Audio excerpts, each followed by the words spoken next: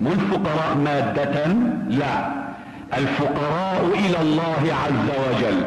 كثرت المادة ام قلت المادة عندهم سواء. هؤلاء هم المقصودون بالفقر. والنبي عليه الصلاة والسلام كان يقول الفقر فخري. ما هو المراد قلة المال، ما هو المراد ان لا يجد، لا، المراد هو الافتقار الى الله عز وجل. الفقر فخري، الزهد حرفتي، المعرفة رأس مالي، العقل اصل ديني، الحب اساسي، الشوق مركبي، ذكر الله انيسي، العلم سلاحي، الصبر ردائي، الفقر فخري، الزهد حرفتي، الرضا غنيمتي، الطاعة حسبي، الجهاد خلقي، قرة عيني في الصلاة. هكذا قال صلوات الله عليه. الفقر فخري. اذا كان الاختلاف ايهما افضل، الفقير الصابر ام الغني الشاكر؟ فكان الجواب عند صاحب هذا المقام رضي الله عنه ان الفقير الصابر اقرب الى الله من الغني الشاكر، وكلاهما في منزلة عليا من الباري تبارك وتعالى. ثم قال رضي الله عنه: لماذا كان الفقير الصابر اقرب الى الله من الغني الشاكر؟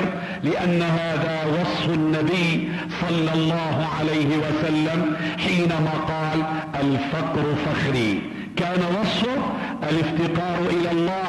وكذلك كل الانبياء ولو كان بعضهم غنيا كسيدنا ابراهيم عليه السلام كان فقيرا الى الله وكان شاكرا لانعم الله. قال تعالى في سورة النحل: إن إبراهيم كان أمة قانتا لله حنيفا ولم يك من المشركين شاكرا لأنعمه اجتباه ربه وهداه إلى صراط مستقيم.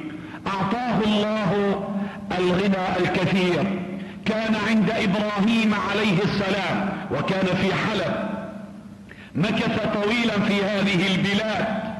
كان عنده من النعم، من الشاة، من البقر، من الإبل، من الذهب، من الفضة الشيء الكثير، وكان يعطي العطاء الذي لا يخشى الفقر.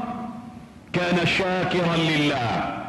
إن إبراهيم كان أمة واحد، أمي، رجل واحد كان أمة قانتا لله عابدا شاكرا لأنعمه اجتباه ربه وهداه إلى صراط مستقيم. قال بعض الملائكة لله عز وجل: يا رب، هذا عبدك إبراهيم شكرك لأن عنده شيء كثير، ولو لم يكن هذا امتحان أو ليظهر هذه الصورة الإبراهيمية أنه عنده شيء كثير ولذلك شكرك. البعض يظن انه اذا واحد عنده كتير واعطى انه عنده كتير واعطى. لا، في ناس عندها كتير وما تعطي. الذي يعطي العطاء على قدر الايمان لا على قدر المال. واحد يكون عنده 100 بيعطي 70-80، واحد يكون عنده 100 بيعطي 3-4. فالعطاء لا على قدر المال، انما العطاء على قدر الايمان. نزلوا عنده بصورة شباب ضيوف كرام، دخلوا الى بيت ابراهيم عليه السلام، قدم لهم الضيافة، ذبح لهم الخرفان، قدم لهم الطعام الكثير، لم يأكلوا. قال بعضهم: إن عندنا شابا جميل الصوت وعنده بعض القصائد في مدح الله وفي ذكر الله، أتريد أن تسمع؟ قال إبراهيم عليه السلام: هاتي. فهذا الملك بصورة شاب صار ينشد في مدح الله عز وجل، مديح أشعار في مديح الله. جعل إبراهيم يبكي وأخذه الوجد والمحبة والشوق إلى الله عز وجل، فسكت الملك فجأة. قال إبراهيم عليه السلام: أكمل يا فتى. قال: بشرط واحد. قال: ما هو؟ قال: تعطيني؟ قال: أعطيك ما تشاء. قال: أعطني ما عندك من الغنم. قال: هو لك، أكمل. فصار يكمل ويمدح الله عز وجل ويثني عليه. هاج إبراهيم، هاج به الوجد، كثر البكاء، احمر وجهه، فسكت الملك فجأة.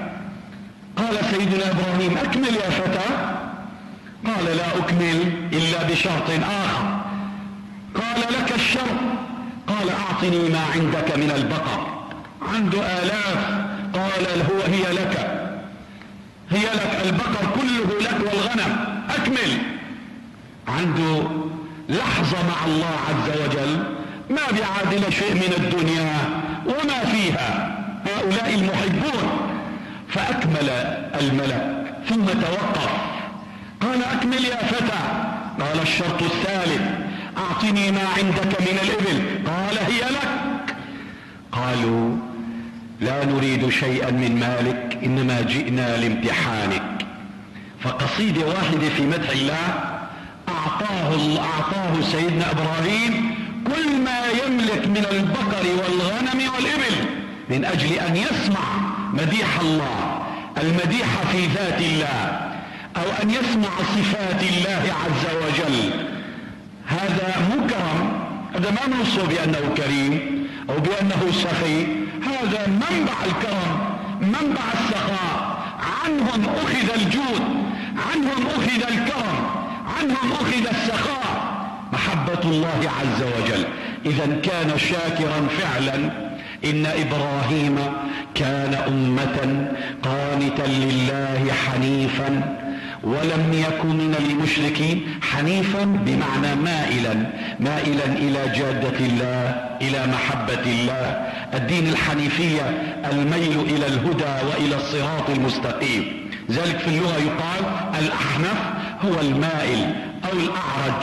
فالحنيفية بالأساس كلمة حنيفيا بمعنى مائلا إلى الجادة المستقيمة. إن إبراهيم كان أمة قانتا لله حنيفا ولم يكن من المشركين شاكرا لأنعمه اجتباه ربه وهداه إلى صراط مستقيم. إذا نحن في فضيلة الشكر. قال تعالى: فاذكروني أذكركم واشكروا لي ولا تكفرون. مقابل الشكر الكفر. فمن أطاع الله فقد شكر ومن عصاه فقد كفر.